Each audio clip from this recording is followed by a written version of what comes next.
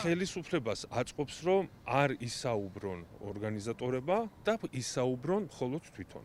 ეს არის ერთადერთი ახსნა, რომელსაც პაატა ბურჭულაძის ოჯახი აქციის ორგანიზატორებისთვის ჩამორთმეულ ყველა უფლებას უკავშირებს. პაატა ბურჭულაძის შვილი ფიქრობს, რომ სახალხო კრების მეთაურს მოსაყოლი ბევრი აქვს 4 ოქტომბრის აქციაზე და შემდეგ განვითარებულ მოვლენებზე, მათ შორის პრეზიდენტის სასახლესთან ხალხისთვის დაგეგმილ მახეზე. ეს კი სწორედ ის არის, რის გამოც უკრძალავენ ყველანაირ კომუნიკაციას, რომ არაფერი თქვას.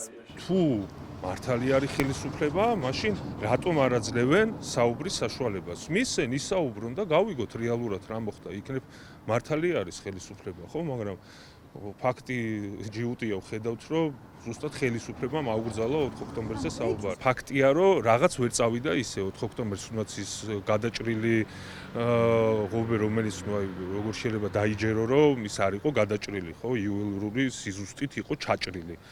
და თუნდაც ის რომ ეს დამატებითი პოლიციის ძალები, როდესაც მაინდა-მაინც ხალხის მხრიდან შემოიყვანეს. პაატა ბურჭულაძე ციხიდან წერილს ვერ აგზავნის, თუმცა ადვოკატებმა მისი კარნახით ეს რამდენიმე წინადადება რუსთავის ციხიდან გამოიტანეს. ბურჭულაძე სალომე ზურაბიშვილს უპირისპირდება, რომელმაც 4 ოქტომბერს განვითარებულ მოვლენებს რუსული სპეცოპერაცია უწოდა.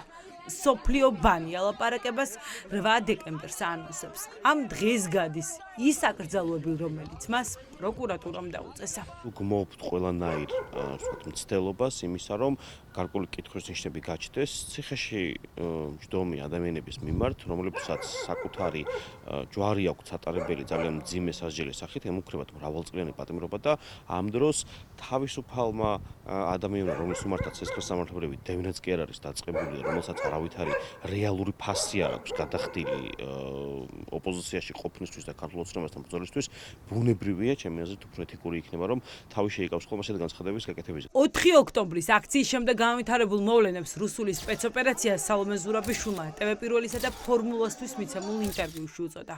სწორედ ბოლო პირდაპირი წესით არჩეული პრეზიდენტის ეს განცხადება გახდა სადავო. ეს იყო რუსული სცენარი, ტიპიური რუსული სცენარი, რომელიც გაყიდეს რა ფორმით არ ვიცი, როგორ მიყიდეს და ვის მიყიდეს, ეს ჭირდებოდა რეჟიმს, რატო იყო საჭირო ცეცხლი? იმიტომ რომ სასახლეს კადრები ყოფილიყო ალებში ამოღებული და ეს იყო ისი გავრცელებაც უნდათ საზღვარგარეთ. ეს პროტესტი არ არის მშვიდობიანი. ნახეთ რა გააკეთეს. რას ელოდნენ და რა დახვდათ 4 ოქტომბერს პრეზიდენტის სასახლესთან, ეს მხოლოდ ორგანიზატორებმა იციან. ახლა ჩდება კითხვა, იყო თუ არა ღალატი ან ვინ შეითრია წინასწარ დაგეგმილ მახეში აქციის მონაწილეები. ეს კითხვები ბურჭულაძის შვილებსაც აქვთ. აქ იყო იმაზე საუბარი, პირდაპირ ამბობდნენ ყველანი, რომ ესე იგი გედედიდან მაღალი თანამდებობის ისინი პირები, რომ აპირებდნენ გადმოსვლას და ხალხის ხარეს და საუბარს და რა ვიცი, მე ანუ მობეზრდათ უკვე ეს ყველაფერი რაც ხდება ქვეყანაში, მათაც ისე კარგად იყო დაგეგმილი ეროვნული კრების ჩაშლა და არა თვითონ ეროვნული კრება, რომ ამაში ნამდვილად იქნებოდნენ უფრო ძლიერი სპეცსამსახურები ჩარეული ვიდრე ქართული და უფრო ძლიერი ხო ვიცით, რომ ჩვენთან აქ რუსეთი მუშაობს ძალიან ძლიერად. 9 წლიანი მუხლით დაკავებულების წინასასამართლოს ხდომა 26 ნოემბერს არის ჩანიშნული. ახლა საინტერესოა, დაუშვებენ თუ არა მედიას პროცესზე. ადვოკატები ამბობენ, რომ სამართლებრივი არგუმენტის ხდომის დახურვის არ არსებობს. ხდომაც უნდა დაიხუროს, ეს არასწორი იქნება აპრიორი და ჩვენ ბუნებრივია მსგავს მოთხოვნას არანაირად არ გავიზიერ. გარდა იმისა, რაც სატელევიზიო ეთერში შენ ნანუკა მე აგერ ოპერატორს აგერ ჩვენს თანამშრომელს მოусმენია. ამის გარდა საქმეში ისედაც საფერი არსებობს. შესაბამისად, საქმის დახურვის რაიმე წინაპირობა არ არსებობს. 4 ოქტომბრის საქმე სამართალთან კავშირი რომ არ აქვს, ეს დაკავებულების ოჯახის წევრებმა კარგად იციან.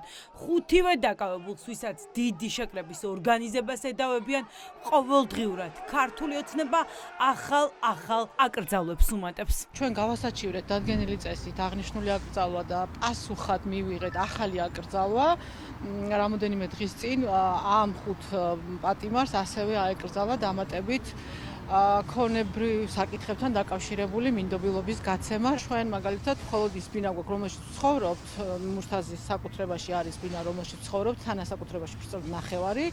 ანგარიშს რაც შეეხება და ანგარიშებს მის სახელზე ეხლა დღეს მდგომარეობით არის ლიბერტი ბანკში პატიმრის ანგარიში და მასზე მინდობილობის გაცემა გვაქვს ახლა აკრძალული, ასე ვთქვათ და ღიმილის მომგვრელია მართალი გითხრათ. რაც ჩვენს ქვეყანაში ხდება, ზუსტად ეს არის რუსული სპეცოპერაცია, რაც ამ ადამიანების აქციაზე დაკავებული ადამიანების წინააღმდეგ მიმდინარეობს და ხდება, ზუსტად ეს არის რუსული სპეცოპერაცია და რუსული წესებით ამ ადამიანების დასჯა და მათი კრიმინალებად ქცევა იმის გამო, რომ მათ მხოლოდ და მხოლოდ სამშობლო უყვართ და ამ ქვეყნის კარგი მომავლისთვის იბრძვიან. განსაკუთრებით მამა ჩემზე ვიტყვი და ვიცი, რომ მე ზუსტად იმ ღირებულებებზე გავიზარდე, რომელიც საკუთარი ქვეყნის სიყვარულს და საკუთარი ქვეყნის სადარაჯოზე დგომას უკავშირდება. 4 ოქტომბერთან დაკავშირებით ქართული ოცნება ამბობს, რომ ეს იყო შტურმი, თუმცა არც ერთი დასავლური ქვეყანა, პოლიტიკოსი თუ ორგანიზაცია არ იზიარებს ამ მოსაზრებას და ივანიშვილს მიუთითებენ პატივისცემ გამოხატვის თავისუფლებას. 26 ნოემბრიდან ყურადღების ცენტრში იქნება საქალაქო სასამართლო. სწორედ ამ დღიდან უნდა დაიწყოს ხმაურიანი პროცესები.